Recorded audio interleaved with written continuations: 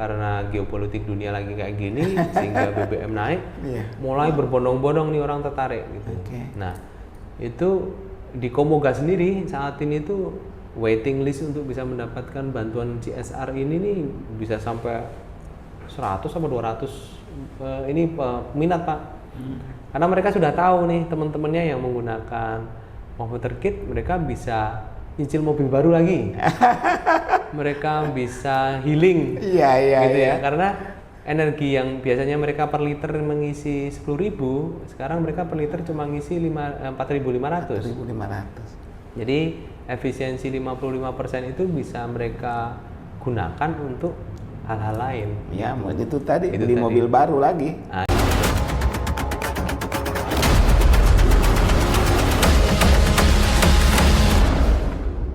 Jumpa lagi dalam podcast Ayo Buka Mata. Kali ini kita akan membahas konversi BBM ke BBG.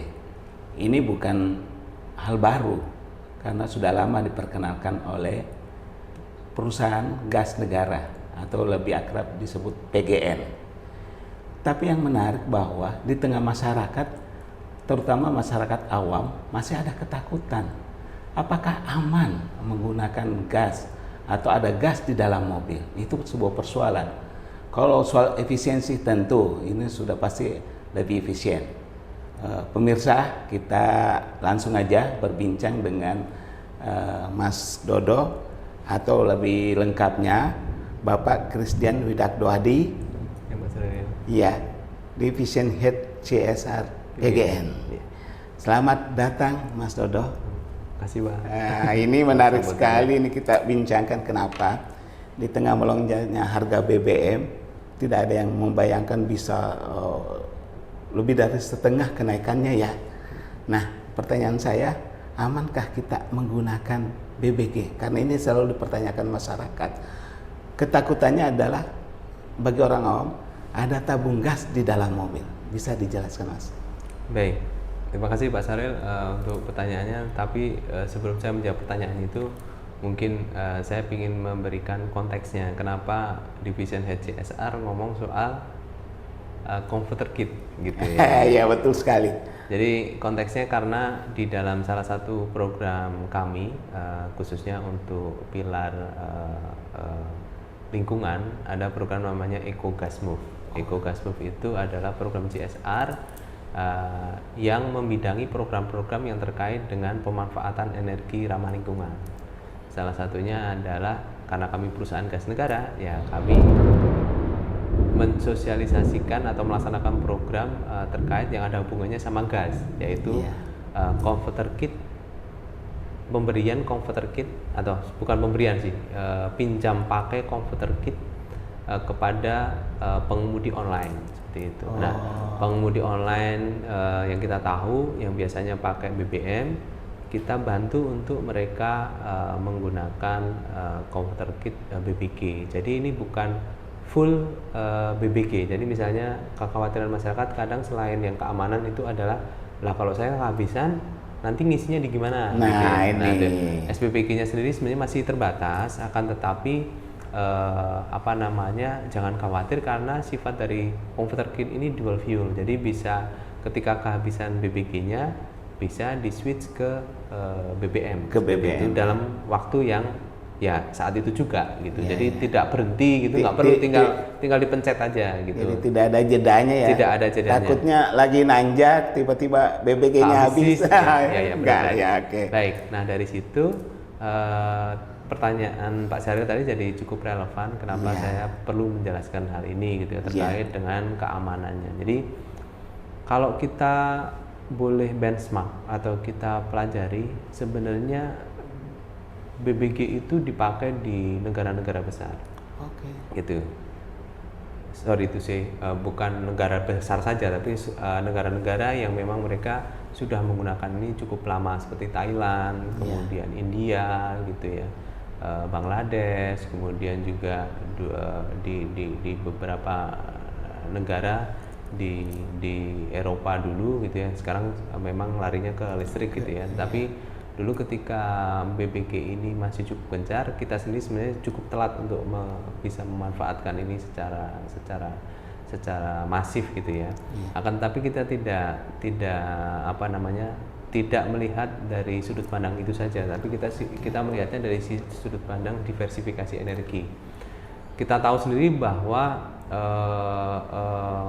semua energi itu punya resiko, Pak. Betul. Mau itu bensin, mau itu gas, mau itu listrik, itu punya resikonya semuanya. Iya. Biar saya dalam posisi netral gitu ya, sudut pandang ini kita dulu pernah dengar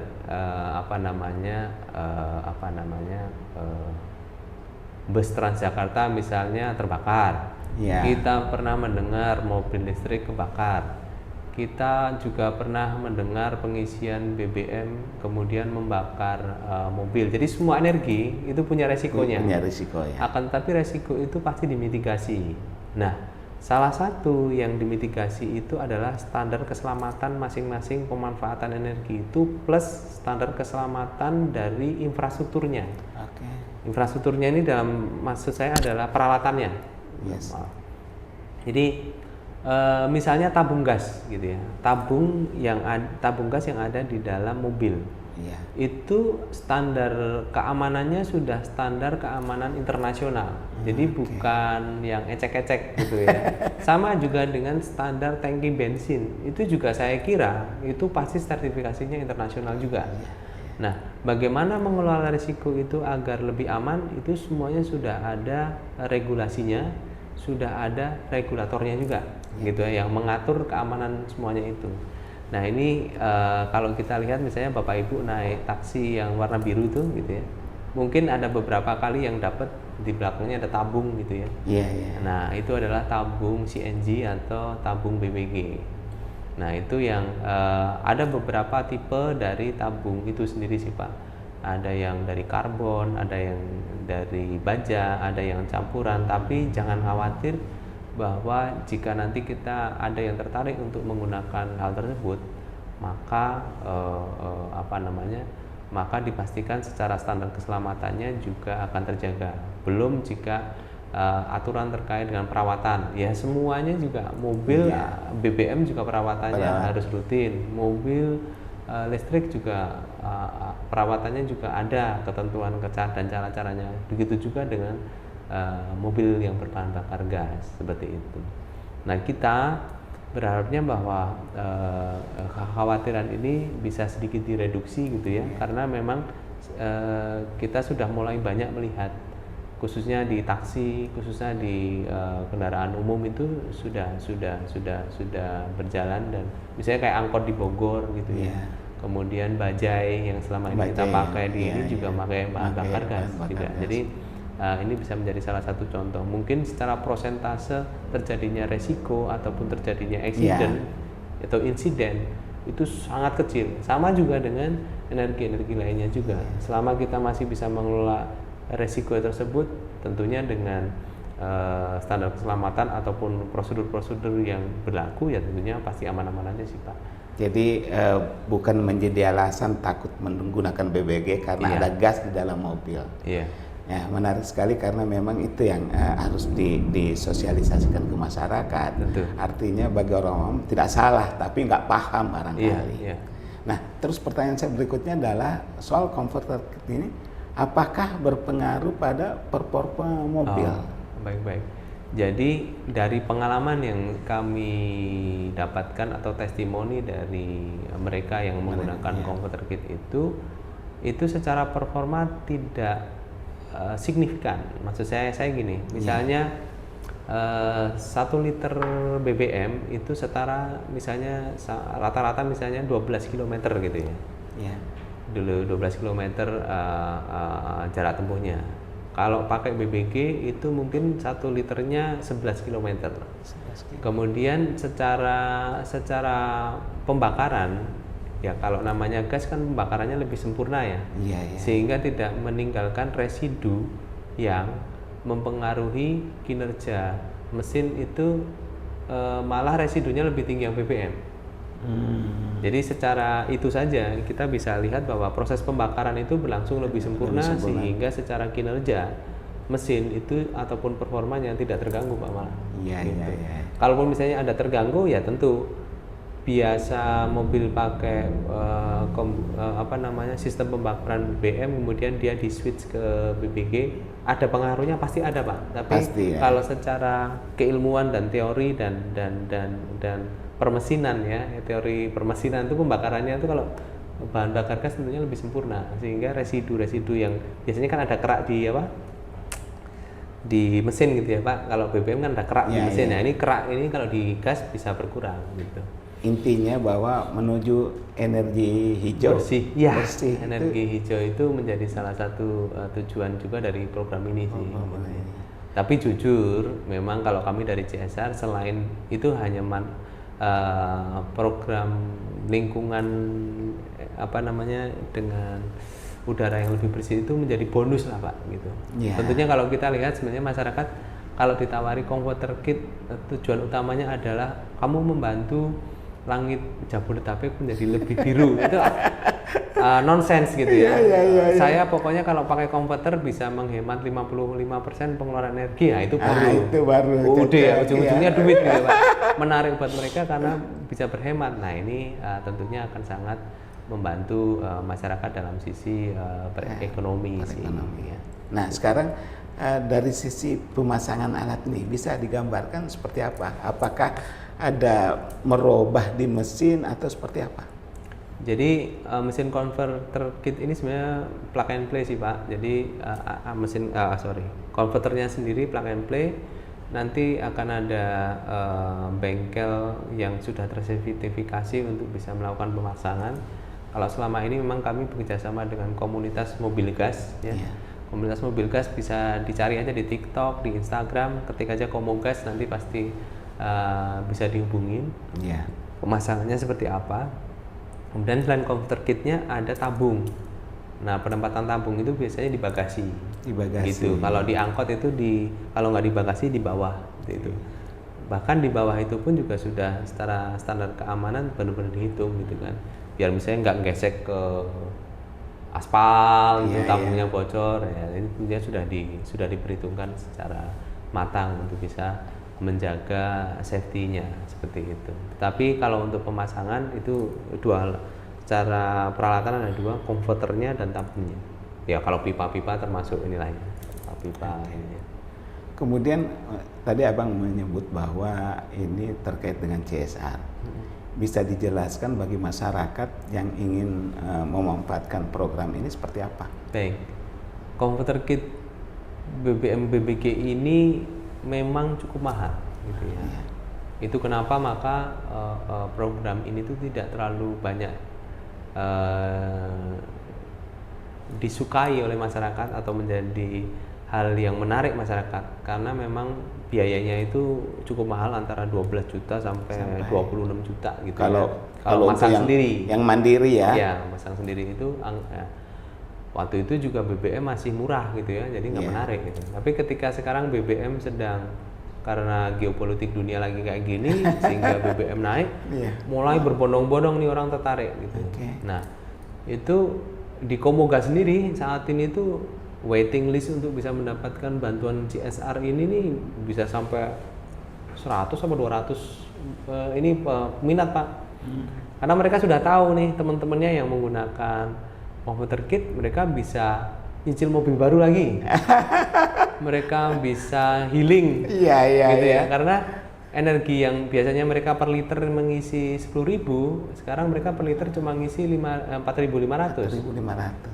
Jadi efisiensi 55% itu bisa mereka gunakan untuk hal-hal lain. Ya, itu tadi beli mobil baru lagi. Nah, itu beli mobil rental baru lagi gitu kan, atau mereka buka cabang mobil online baru lagi gitu ya. Itu ya akhirnya meningkatkan ekonominya masyarakat. Nah, kalau mau mendaftarkan bisa menghubungi ke Komogas, bisa dikontak aja di online gitu ya, di akun online mereka, baik itu di TikTok maupun di IG, kontak aja Japri atau DM gitu. itu nanti biasanya akan ditindaklanjuti. Tapi memang tidak bisa langsung ya, karena dapat, karena waiting listnya aja sekarang udah sebejibun itu gitu ya. Kita baru aja bulan lalu masang 15 unit gitu ya. Tahun ini kita kemampuan dana kita hanya ada 65 total gitu. Jadi kuotanya ya. Jadi waiting listnya mungkin makin panjang lagi ini gitu. Tapi karena ini kan bentuknya CSR ya. Kemudian kita harapkan bahwa kalau program CSR ini punya dampak yang selain buat si penerima manfaat, pengemudi, tapi juga bisa membantu program ini bisa mengurangi dampak dari tingginya subsidi energi. Kita tahu sendiri bahwa Pertalite ataupun Pertamax itu ada subsidi dari negara, subsidi negara yang dibayar dari pajak kita. Jadi sebenarnya kita mensubsidi diri kita sendiri gitu ya. Nah kalau itu bisa dikurangi dengan pemanfaatan BBG, bahan bakar gas yang non subsidi ini, maka beban APBN untuk subsidi energi bisa lebih ditekan. Kalau lebih masif lagi bisa berdampak banyak terhadap pola keuangan dari APBN kita itu sendiri. Jadi saya kembali soal diversifikasi energi itu. Tadi idenya kan kita ini sekali pakai gas, semua gas gitu. Kita contohkan kayak LPG gitu, dari konversi minyak tanah ke gas. Tiba-tiba di kemudian hari gas LPG naik harganya. Nah ini kan strategi ini kan kurang antisipasi atau gimana menurut Anda? Ya ini tidak pada tempatnya saya menyampaikan jawaban soal ini, karena ini terkait kebijakan regulasi ataupun kebijakan dari pemerintah sendiri atau kebijakan dari Pertamina itu sendiri. Tetapi kalau kita melihat atau kita belajar gitu ya dari apa yang sudah terjadi selama ini, diversifikasi itu kan sebenarnya don't put your egg in one basket gitu ya. Bagaimana misalnya kita belajar mengenai investasi gitu ya. Ya tentu investasinya tidak hanya di satu basket saja, tapi simpanlah telur di banyak keranjang. Iya, nah tentunya penggunaan energi juga sama. Kalau kita mau sustain, kita mau ketahanan energi, Indonesia itu kaya dengan berbagai macam energi. Mau itu bentuknya minyak, mau bentuknya itu gas, mau bentuknya minerba, mau bentuknya panas bumi, mau bentuknya matahari, karena kita di daerah tropis, itu semua bisa didaya gunakan. Baik itu untuk transportasi, baik itu untuk kebutuhan sehari-hari masyarakat. Ketika tadi dicontohkan dari metan ke LPG, akhirnya kita full ke situ. Ini lagi-lagi bukan diversifikasi lagi, tapi full ke situ. Jadi di dalam one basket gitu ya. Coba kalau misalnya kita bisa sesuai dengan potensi masyarakat, potensi daerah tersebut apa sih? Apakah potensinya gas? Apakah potensinya biomasa? Apakah potensinya panas bumi? Apakah potensinya solar gitu ya? Maksudnya solar matahari gitu ya? Itu sebenarnya kita bisa mendiversifikasi pemanfaatan energi kita. Nah, di program CSR-nya PGN terkait hal itu, mohon maaf jawabannya saya normatif itu. Yang bisa kami jawab adalah bagaimana program CSR-nya PGN bisa berkontribusi untuk bisa masuk di dalam program diversifikasi itu.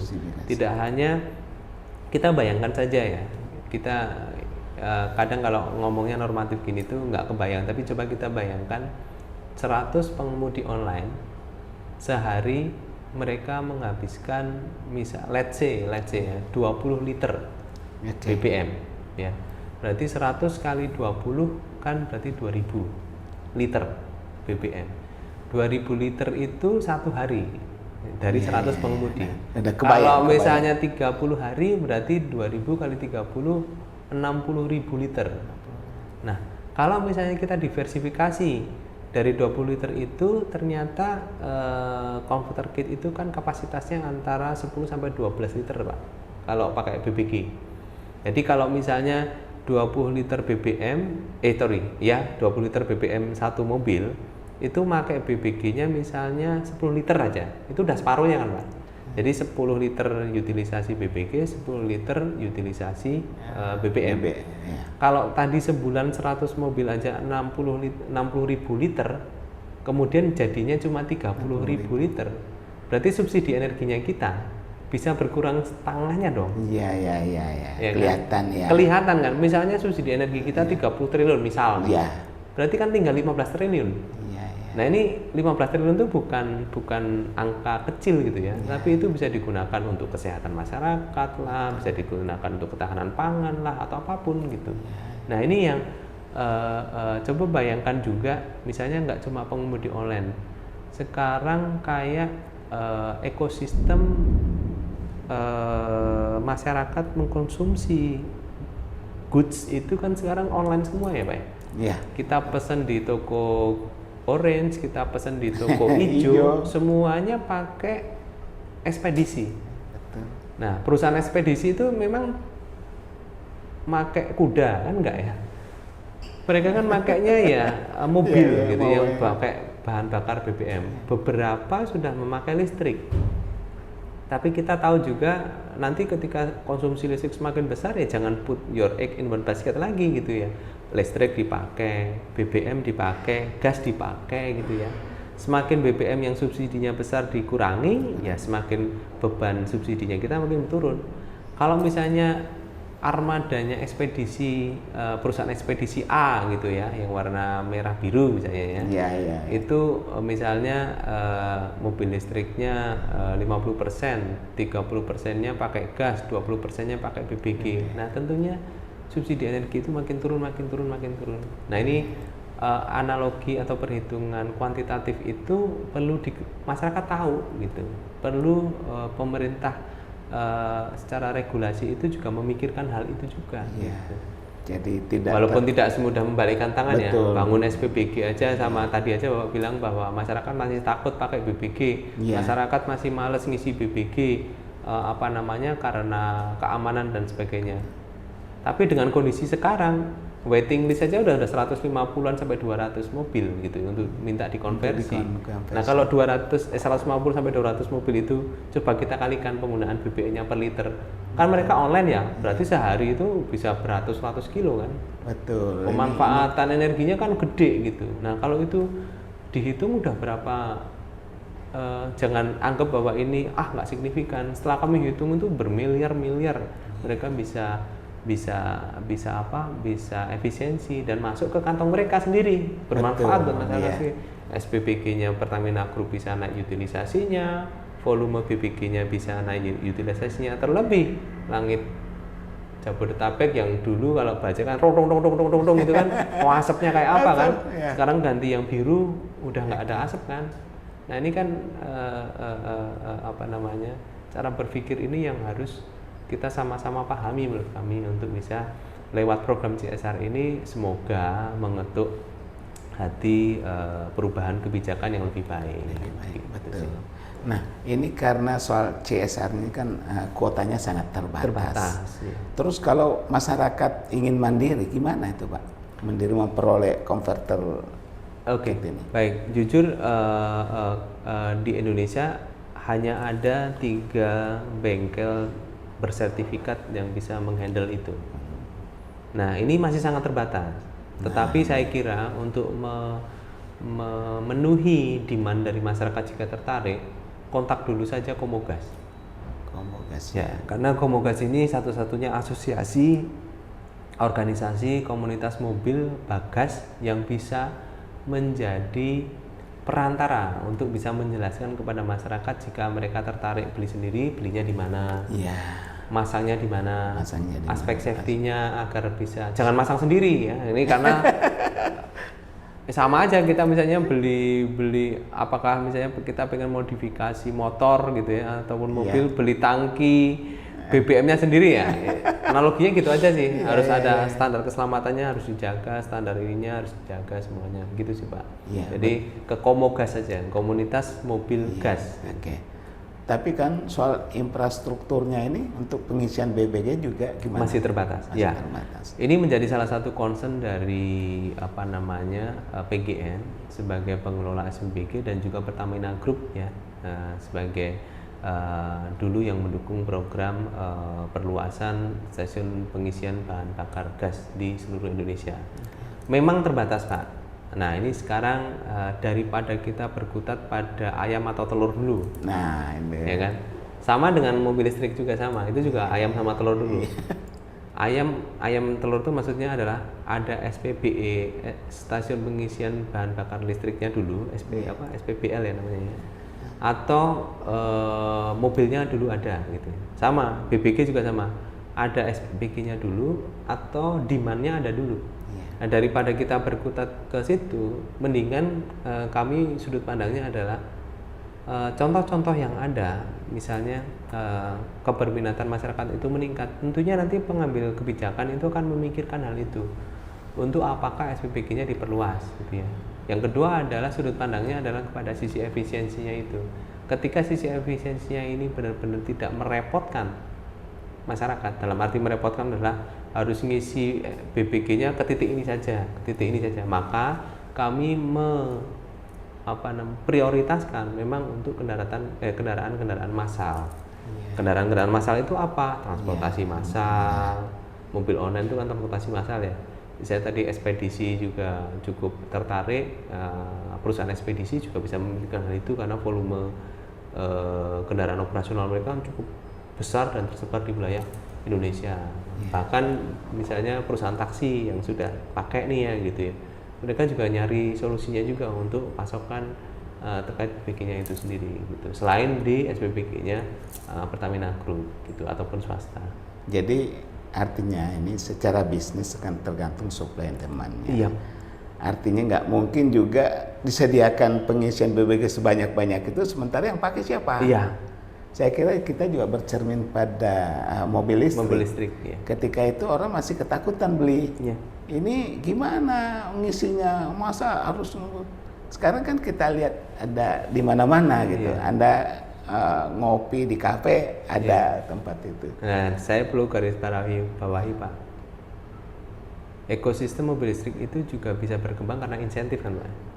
Yes. Iya. Baik insentif secara fiskal maupun insentif secara kebijakan kan Pak? Iya. Nah, kalau kita mau ngomong soal diversifikasi, kalau kita ngomong soal BBG, pemanfaatan BBG, harusnya juga ada insentif itu, ya kan? Iya. Insentif kebijakan minimal ya, minimal insentif kebijakan atau dukungan regulasi yang mendukung, yang mau memanfaatkan itu, gitu.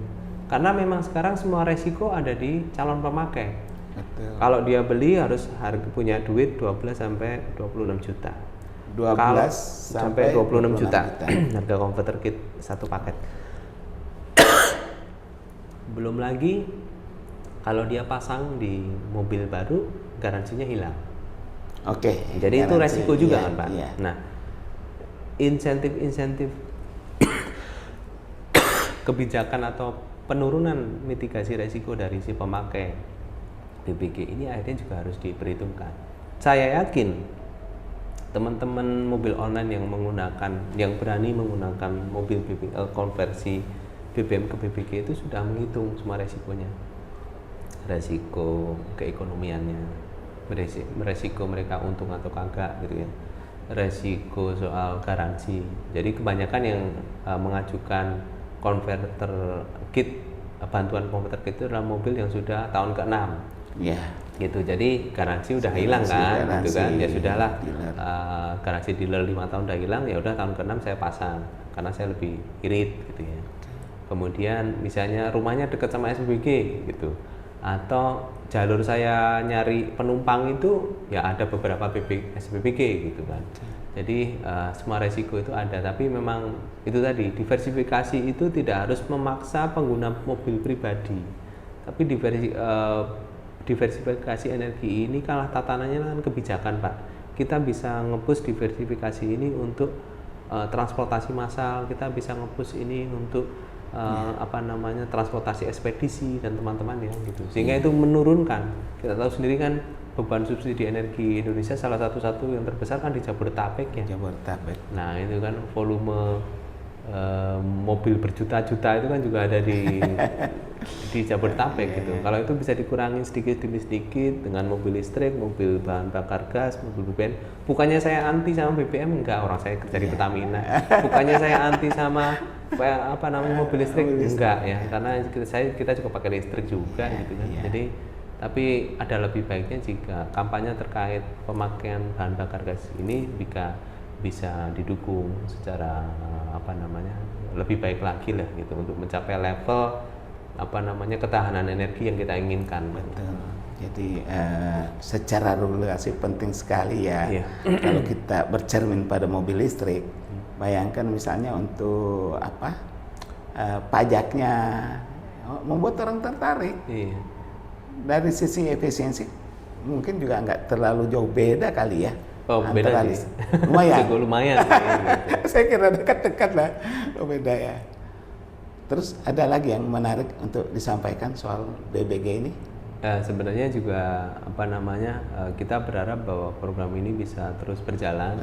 Tetapi yang kami harapkan adalah tentunya tadi ya, bahwa kemandirian energi masyarakat. Maksudnya energi itu tidak hanya ngomong soal energi, tetapi kemandirian masyarakat, hidup masyarakat itu sendiri ya, yang kita terus gelorakan semangatnya di dalam program CSR-nya PGN. Bagaimana pengemudi mobil online bisa nambah unit gitu ya, bisa anaknya bisa kuliah S2 gitu ya, nggak cuma S1 nih, tapi S2 gitu, karena dari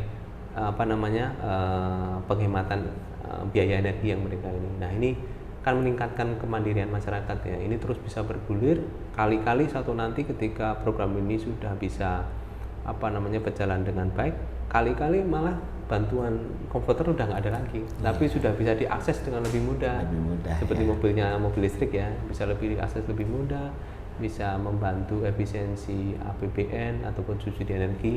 Nah, ini yang kami berharap sih, bahwa langkah-langkah kecil ini punya dampak yang cukup besar buat masyarakat dan bangsa, seperti itu sih. Terima kasih Bang Dodo, ini sama-sama menarik sekali. Di tengah melonjaknya harga BBM, banyak pilihan-pilihan lain. Ini soal pilihan. Tapi tentu tadi itu yang menarik juga, bahwa kalau regulasi ini harus didukung gitu. Artinya kalau mobil listrik bisa diberi dukungan full seperti itu, kenapa konversi BBG enggak gitu? Menurut saya seperti itu, Mas. Oke, sobat, ayo buka mata. Ini sebuah pilihan untuk konversi BBM ke BBG. Ini menarik di tengah melonjaknya harga BBM. Tentu untuk mendapatkannya kan bisa berhubungan dengan PGN melalui CSR. Cuma masalahnya kuotanya terbatas, tapi itu bisa dilakukan. Tapi yang pasti bahwa suatu saat ke depan ini akan lebih marak lagi dengan penggantian konverter secara mandiri. Tentu harus didukung regulasi dari pemerintah yang lebih bagus. Terima kasih Mas Dodo atas kehadirannya di studio. Semoga ini omongan ini bermanfaat untuk para pemirsa kita. Terima kasih, Mas. Terima kasih. Sampai jumpa di podcast episode lainnya.